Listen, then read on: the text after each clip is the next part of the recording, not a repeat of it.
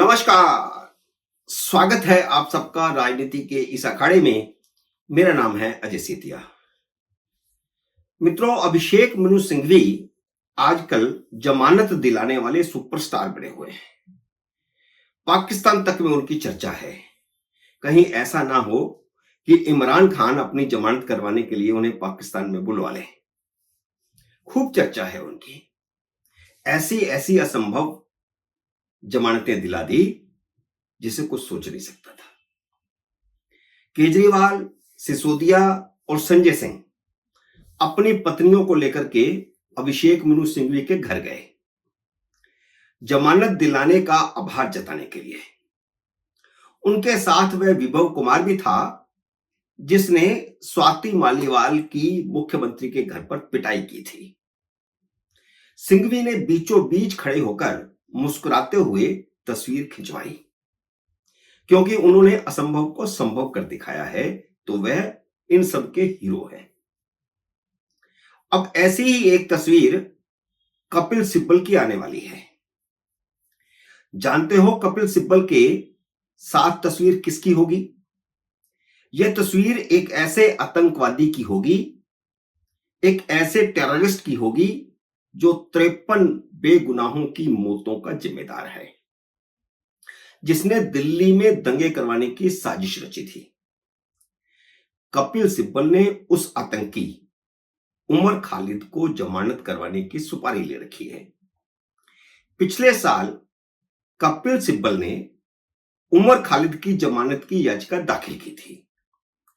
इसी साल जनवरी में उस याचिका को यह कहते हुए वापस ले लिया था कि परिस्थितियां बदल गई हैं, अब हम लोअर कोर्ट में जाएंगे। हालांकि परिस्थितियां क्या बदली हैं इसके बारे में कोई खुलासा उन्होंने नहीं किया था, लेकिन सचमुच परिस्थितियां तो बदल चुकी हैं। 3 महीने पहले लोअर कोर्ट ने जमानत याचिका खारिज कर दी है। अब सिब्बल उसे फिर से सुप्रीम कोर्ट में लाएंगे क्योंकि भूमिका तैयार हो चुकी है। पर सिंघवी ने जैसे असंभव को संभव करके दिखाया है, खालिद के वकील इस बार सिब्बल की जगह सिंघवी भी हो सकते हैं। अब आपको इसी घटना के साथ ही जम्मू कश्मीर को जोड़ करके एक दूसरी घटना बताता हूं। उमर अब्दुल्ला ने कहा है कि अफजल गुरु को फांसी देना गलत था। यह अफजल गुरु वही है जिसने संसद पर हमले की साजिश रची थी और बाद में उसको फांसी दे दी गई थी। और उमर अब्दुल्ला ने कहा है कि अगर केंद्र सरकार राज्य सरकार से पूछती तो हम फांसी की इजाजत नहीं देते। उनका कहने का मतलब यह है कि अगर किसी को फांसी दी जाए तो संबंधित राज्य जिसका वह मूल निवासी है वहां की राज्य सरकार से पूछा जाना चाहिए। यह नई कानून व्यवस्था लेकर के आए और राहुल गांधी ने उसी उमर अब्दुल्ला के साथ चुनाव का समझौता किया है, सीट शेयरिंग की है। और कन्हैया कुमार को जम्मू कश्मीर में कांग्रेस के चुनाव प्रचार के लिए भेजा है, जो उमर खालिद के साथ ही मिलकर जेएनयू में नारे लगाया करता था, कश्मीर मांगे आजादी, हम लेके रहेंगे आजादी, और अफजल हम शर्मिंदा हैं, तेरे कातिल जिंदा है। ये अफजल, कन्हैया, उमर अब्दुल्ला, राहुल गांधी, सब खालमेल आपको जम्मू कश्मीर में इस समय दिख जाएगा और दिल्ली में भी दिख जाएगा। कौन है अफजल का कातिल जिसके बारे में कहते हैं कि तुम्हारा कातिल जिंदा है, हम शर्मिंदा है? कौन है? सुप्रीम कोर्ट, जिसने फांसी की सजा सुनाई थी। और जिस संविधान की शपथ लेते हैं, जिस संविधान को हाथ में लगा दिखा करके नारे लगाते हैं कि संविधान की रक्षा करेंगे, उसी संविधान के बारे में उसके खिलाफ नारे लगाने वाले अब कांग्रेस में हैं, एनडीए अलायंस में हैं। 2016 की इस घटना पर कन्हैया कुमार और उमर खालिद दोनों ही देशद्रोह के मुकदमे में चार्जशीटेड हैं और इसी अरविंद केजरीवाल ने दोनों पर मुकदमा चलाने की इजाजत दी है।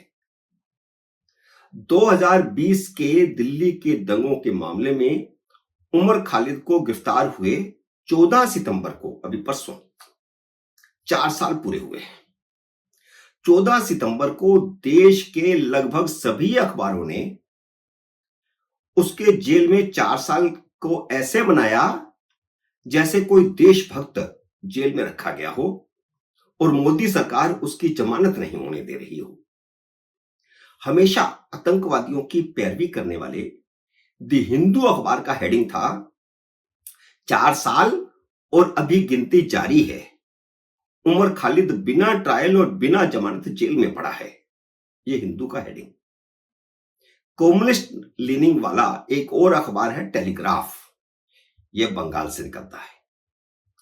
उसका भी हेडिंग था 4 साल और गिनती अभी जारी है। 2020 के दिल्ली के दंगों के षड्यंत्र केस में ट्रायल अभी भी शुरू नहीं हुआ। यह टेलीग्राफ का हेडिंग।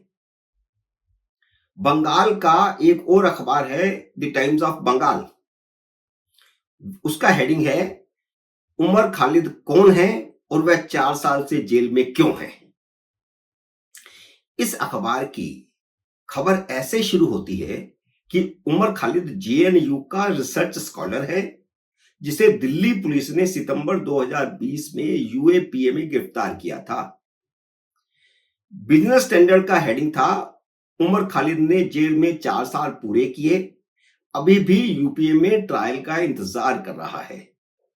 इसी तरह बाकी अखबारों में भी उसी दिन एक साथ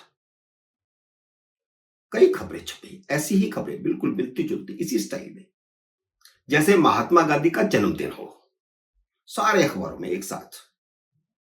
इन सभी अखबारों ने क्या अपने आप खबर लिखी होगी?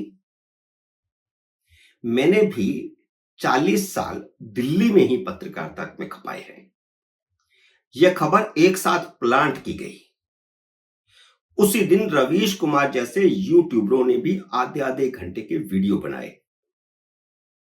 आप अंदाजा लगा सकते हैं कि देश के भीतर से आतंकवादियों की समर्थक लॉबी किस हद तक काम कर रही है।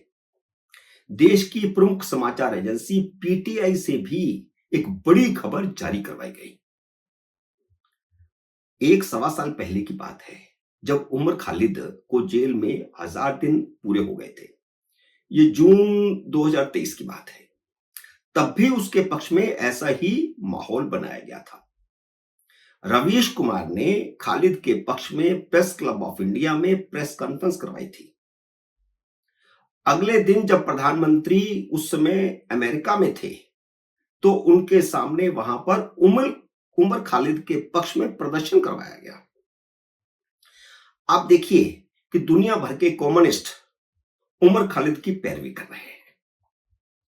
आतंकवादियों के समर्थकों के तार कहां कहां तक जुड़े हुए हैं, आप इससे अंदाजा लगाइए। अब उमर खालिद की जमानत की भूमिका तैयार है।